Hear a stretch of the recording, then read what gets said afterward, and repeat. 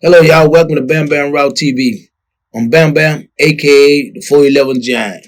Hey, hit that like button. I want y'all to subscribe. Hit that bell icon so y'all know when my next video coming out.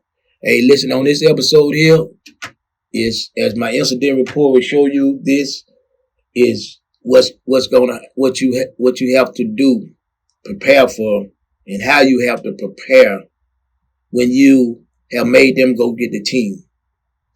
Unfortunately, they quick to go get the team because number one, they get to put some hurt on you. They get to put on a tactical gear. They get to get their sticks. They get to get their gas. They get to shoot their pepper ball guns. They get to shoot throw their concussion grenades in there. They get to do all this to you, and they enjoy bringing you that kind of pain. But what they enjoy even more than having to put their work in and sweat in them hot outfits, what they enjoy more is you bitching up. That's what they call it. They call it bitching up. When they go get the team. You like, I'm ready to go. Come on. You beating on the wall. You're getting hyped up. I'm ready to go. Come on here. Y'all gonna have to work. Y'all come on. Y'all gonna have to work. And then they come down with the team and they line up with the team. They got their guns. They got everything on the side. And then they said, inmate 1202, whoever, blase, blase. Submit to restraints now. They supposed to have a resolution person supposed to come down and talk to you and try to, hey, what's your problem here? What can we resolve this? They don't do that. They supposed to, according to program statement 5566.06, they are supposed to bring a resolution guy to talk to you. But because they so devious and they want to team you anyway, they're going to come there and tell you, cuff up now. Most dudes, and I'm 85% of the dudes, stick their hands out there and cuff up. They pull them, they snatch them, they take them, bend their head down, walk them down the walk. If you're going to do all that to me, you getting licks in on me and I ain't got nothing in. I can't do it. And you'll see, as you read the incident report on this, they come in there, they come to team me, 90% unless they done agreed or we done come to a resolution, then you're gonna have to work. You're gonna have to do your job. As you'll see on that incident report, that when they came there, when they looked in my cell, they seen that I had a mattress. I had my mattress barricading the door. Because they can shoot them beanbag guns, I take my legal work, I take something to put it up against the mattress. So I have that. But also, for when they come in there, you'll notice in there, I got soap, grease, all on the floor. I got soap, grease, so they won't have no traction. So while we're in there wrestling and tussling, they'll be falling down. They'll be falling down so they can't get no leverage and dog me out because they like to rub their hands in the gas while they wrestling with you. They'll rub their hand in the gas that they sprayed you with, and then they be putting it in your eyes. So I have all that there. I have that, and then if they get past that and they're gonna shoot me with the beanbag gun, I usually have magazines or newspapers and stuff around me. So that when they what they call body armor, I have body armor around me going on to kind of absorb some of the bullets and absorb some of the contact. So as you'll see, when they came in there, they pried the door open because they didn't want to go through all the steps. See, I used to make them not want to have to use the step because they'll be there. They'll be there almost 30, 40 minutes going through the steps with me. And they in them hot suits. They sweating. The guy was sweating over me. When they put me in restraints one time, the police was sweating over me. He had the helmets on. He had all the hot suit on. They had been wrestling around with me almost an hour. And he had so much water, sweat coming out from under that thing that I'm laying, they put me in restraints. I'm laying like him.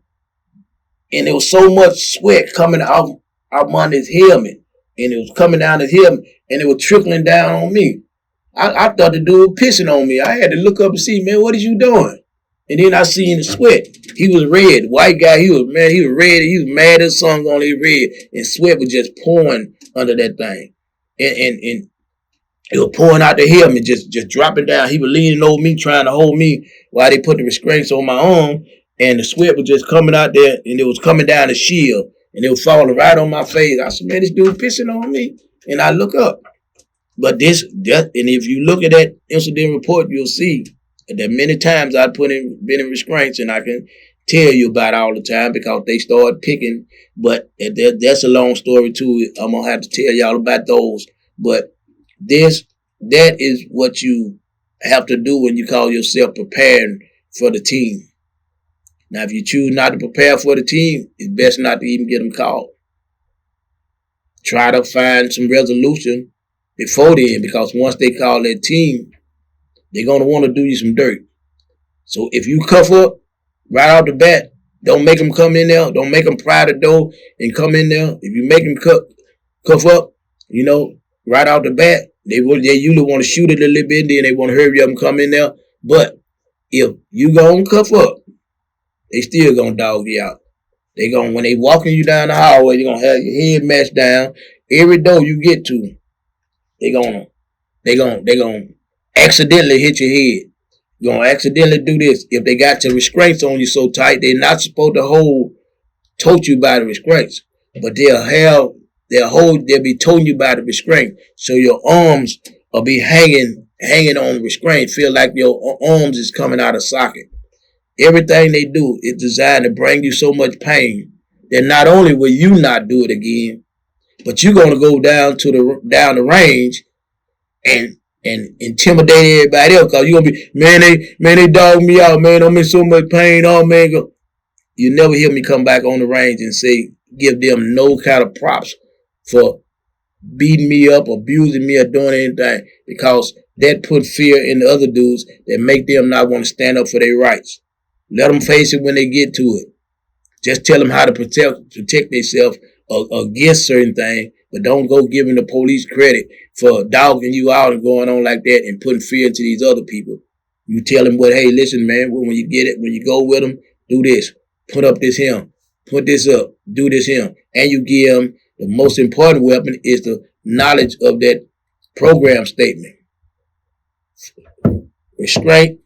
Force restraint application 5566.06 and 0.05, I think.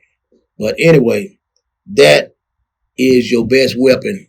That you foul on that, you foul when they violate that. They have an ethics, they have a rules and policy they have to go by.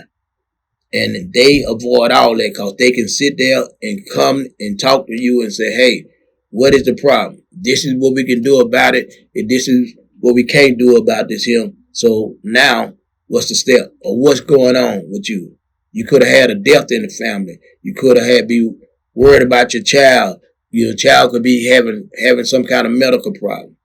This is what they're supposed to do. But because it cost them so much time, they had to get in touch with your counselor, to get in touch with the father, the priest, or the pastor, so all that there. So they take the shortcut. They got too many people to deal with to be attending to everybody who got a problem. So they're going to take the shortcuts on the ones that they know ain't going to do nothing or ain't going to go all the way. And that's that's the truth. No disrespect to nobody. Some people, it don't mean that much to them. If it don't mean that much to me, I don't even come out there. If you left my pizzas off my tray, knowing that if they say something slick, that I'm going to demand my pizzas now, and I'm going to make them team.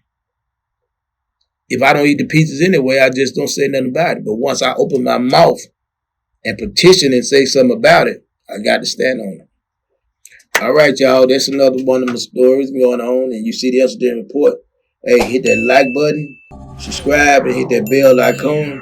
I'm going to try to tell some more prison stories and get some other information to bag them up.